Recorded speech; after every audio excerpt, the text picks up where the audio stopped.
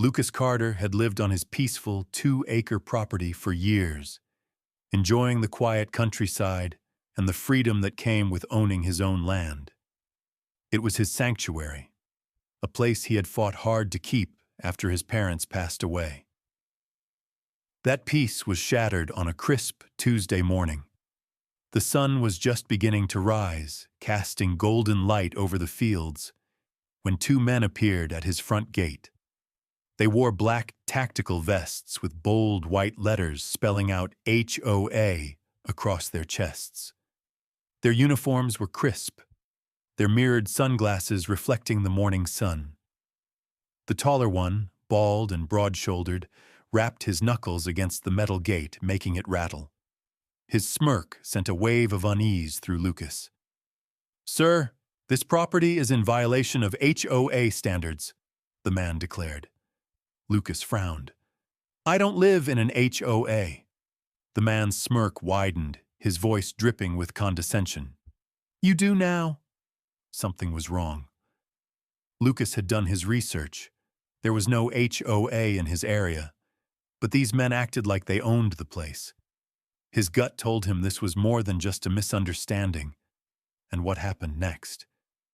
They never saw it coming. Lucas's pulse pounded in his ears. These men weren't just confused bureaucrats. They were predators. The bald one, Hayes, leaned in slightly, gripping the metal bars of the gate. His mirrored sunglasses reflected Lucas's own tense expression back at him. "You've got 24 hours to comply," Hayes said, his voice a dangerous whisper. "Or we take the property." Lucas took a step forward, his fists tightening. His land, his home, the place he had spent years protecting. "Try it," he growled. Hayes tilted his head, amused, then nodded toward his wiry companion, Bishop. The man flipped through a clipboard full of official-looking documents and smirked. "As of last week, this neighborhood was incorporated into the Pine Ridge HOA," Bishop said coolly. "Failure to comply will result in legal action." Lucas's blood ran cold. He had lived here for years. This land was private. No HOA had jurisdiction over it. This wasn't legal. This was a scam. Before he could say another word, Hayes turned, motioning to Bishop. They climbed into a black SUV, no plates, and drove off, the low rumble of the engine lingering in the morning air. Lucas stormed back inside, his mind racing. He pulled out his phone and dialed the county clerk's office. "Pine Ridge HOA?" The woman on the other end repeated. "Sir, there's no record of any such filing." Lucas exhaled sharply. He was right. This was a complete fraud. But these men weren't just some con artists running a low-level scam. They were organized, confident. They weren't going to stop at just words. His phone buzzed. A text from an unknown number. "See you tomorrow, Mr. Carter." Lucas stared at the message, his grip tightening around the phone. They were coming back. He spent the rest of the night preparing. He reviewed the security footage, checked every entry point on his property, and ran through every legal document he owned. Nothing gave these men any right to his land.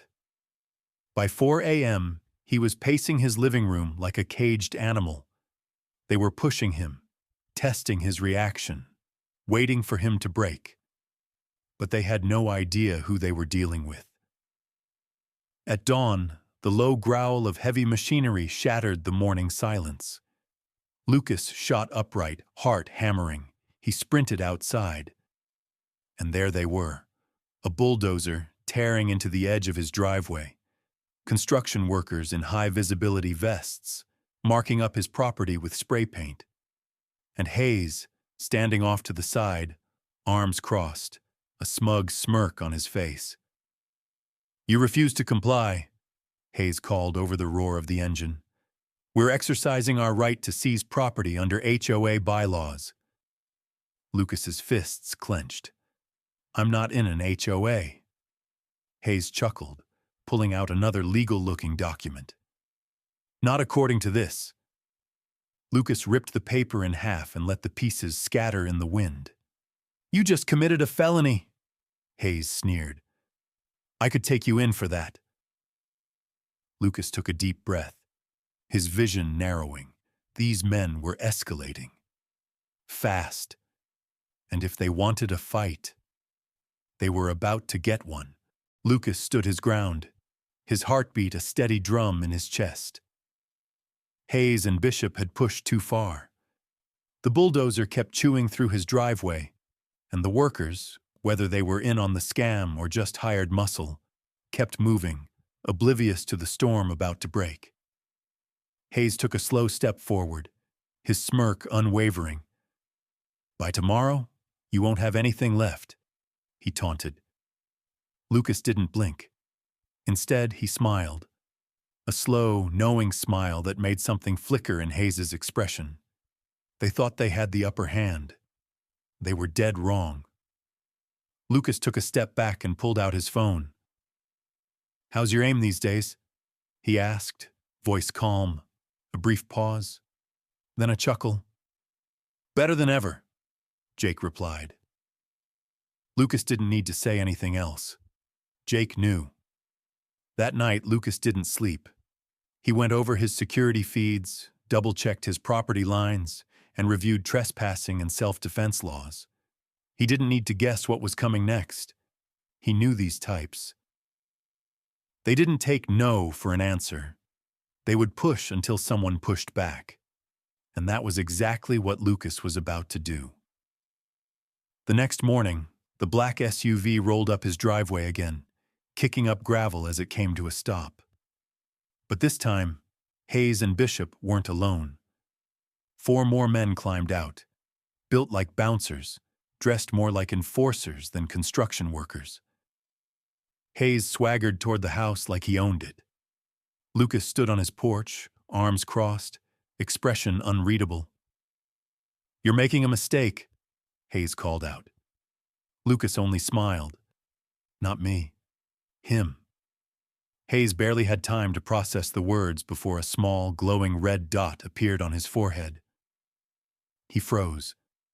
His entire body went rigid, his smirk vanishing in an instant. The clipboard in Bishop's hands slipped from his grip, landing on the gravel with a soft thud. The construction crew hesitated, shifting uneasily. One of them was already backing toward the SUV. Lucas took a slow step forward. You've got 30 seconds to get off my land, he said, his voice low, even. The kind of voice that made the hair on the back of your neck stand up. Hayes's Adam's apple bobbed as he swallowed hard. Slowly, his eyes lifted toward the tree line. He couldn't see Jake, but he knew someone was watching. Someone with a rifle trained on him. You think you can scare me? Hayes tried, but his voice cracked just slightly. Lucas's smirk widened. I don't need to scare you. Jake already did. A single bead of sweat rolled down Hayes's temple. His jaw clenched. His confidence cracked. Let's go, he snapped at his men. No one argued. They scrambled back to the SUV, dropping their tools, their bravado gone. The engine roared to life, tires spitting dirt as they sped away. Lucas exhaled as the red dot disappeared from Hayes's forehead. His phone buzzed. Jake. Need me to keep watching? Lucas smirked. Not yet.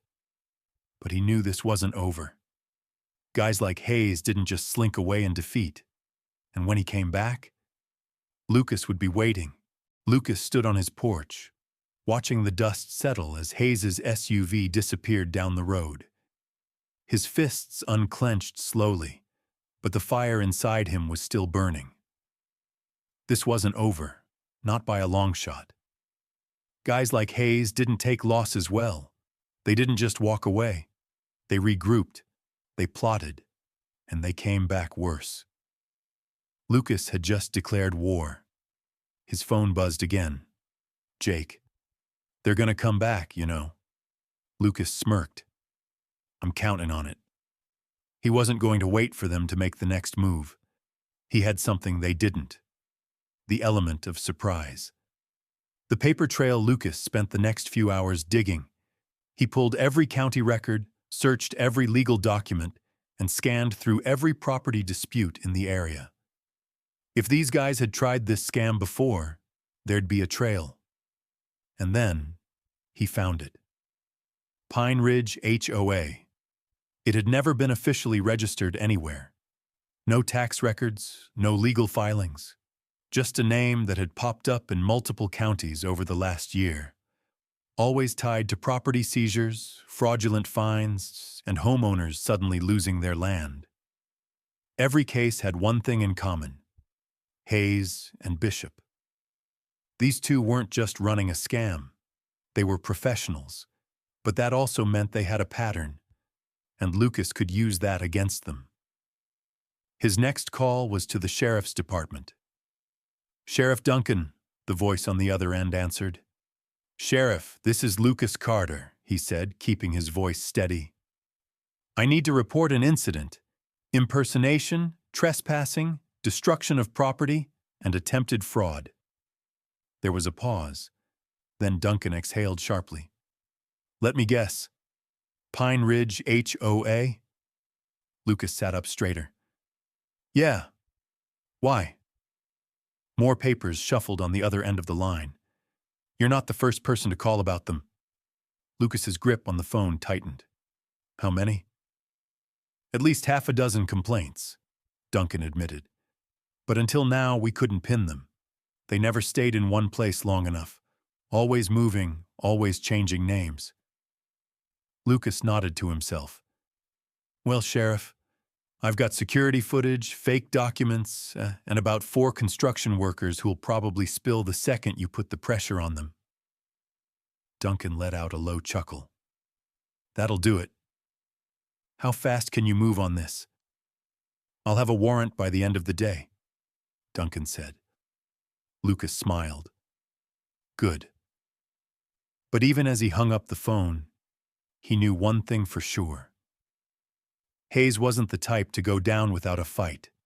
This was far from over. Lucas had played defense long enough.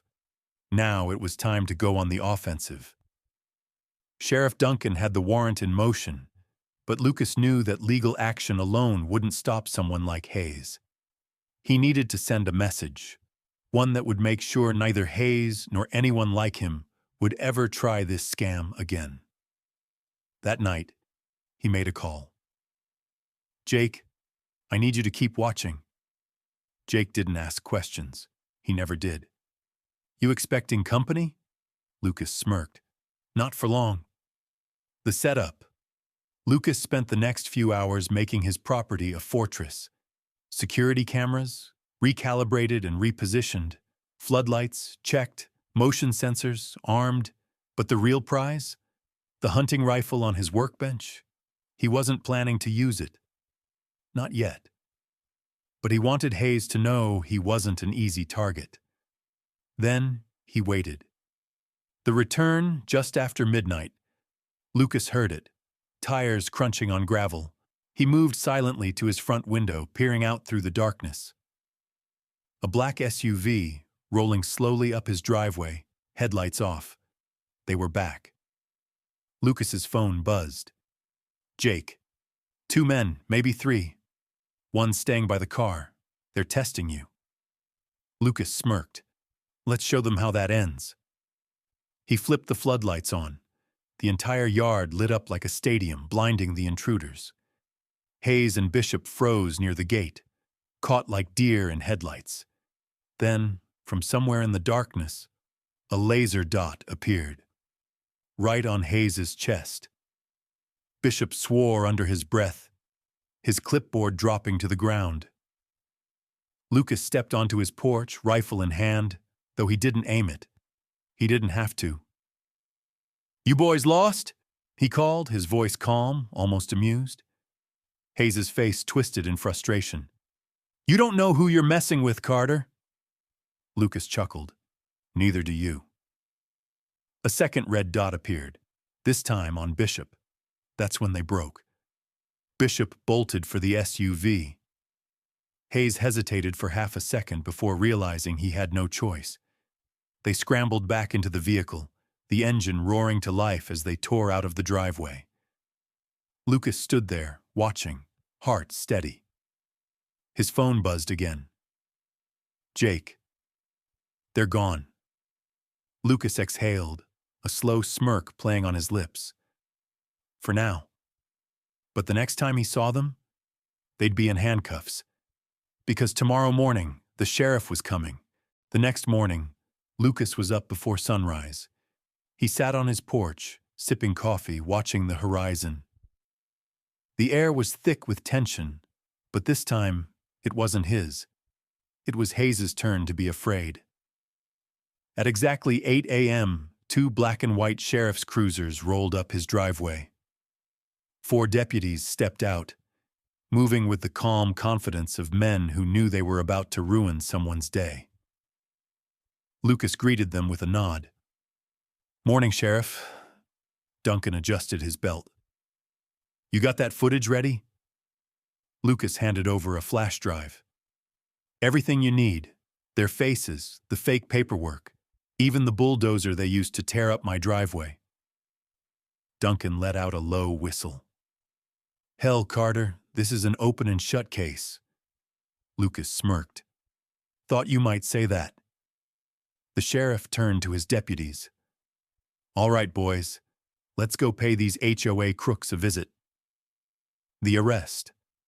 Lucas followed in his truck as the convoy made its way to the highway. He knew exactly where Hayes would be. Same place every scammer hides when they're licking their wounds. The nearest cheap motel. Sure enough, the black SUV was parked outside room 207 at the Pinewood Inn. Duncan and his men moved in fast. One deputy knocked on the door while another covered the side window. A groggy Bishop answered, rubbing sleep from his eyes. The second he saw the badges, he tried to slam the door. Too late. The deputy kicked it open, sending Bishop stumbling backward. Hayes shot up from the motel couch, shirt half-buttoned, face pale. "What the hell is this?" he barked. Duncan smiled. "Oh, just a little thing called the law." In one smooth motion, the deputies turned both men around, snapping cuffs onto their wrists. "You're under arrest for impersonating law enforcement, extortion, fraud, and destruction of private property," one deputy read. Hayes thrashed. "This is a mistake! You have no idea who I work for!" Duncan smirked. "Oh, we know exactly who you work for, and they're next." Lucas watched as they dragged Hayes and Bishop out, faces twisted in shock. Hayes caught sight of him, his eyes narrowing. "You think this is over?" he sneered. Lucas chuckled. "No, Hayes. For you, it just started." The cruisers rolled away, kicking up dust. The motel parking lot went silent. Lucas took a deep breath, feeling the weight of the last few days finally lift. He had won. But something told him Hayes wasn't the type to let things go. So Lucas kept Jake on speed dial, just in case. For the first time in days, Lucas felt peace settle over his land. The driveway was patched up, the security feeds were running, and Hayes was behind bars. But Lucas wasn't naive. Guys like Hayes don't just disappear. It had been a week since the arrest. Sheriff Duncan kept him updated. Hayes and Bishop were facing multiple felony charges, and their entire operation was crumbling. Other homeowners had come forward, sharing their own run-ins with the so-called Pine Ridge HOA. It was only a matter of time before Hayes took a plea deal or went away for good. And yet, Lucas kept his guard up. His phone buzzed. "Jake. Check the perimeter. No signs of movement, but I don't trust silence." Lucas smirked. "Neither do I." Then, late one night, his gut proved him right. A vehicle engine, slow, cautious, creeping up the road. Lucas was already moving. He grabbed his rifle, flicked on the security feed, and checked the front camera. A black sedan, not the SUV, something new. His phone buzzed again. Jake. One man, driver's side, can't see the face. Lucas narrowed his eyes at the screen. The sedan rolled to a stop just beyond his gate. The driver's door opened. Hayes. Lucas exhaled slowly. Unbelievable. Fresh out on bail and already making mistakes. Hayes stood there for a long moment, hands in his pockets, head tilted slightly. Lucas stepped onto the porch, rifle in hand, not aimed, just visible.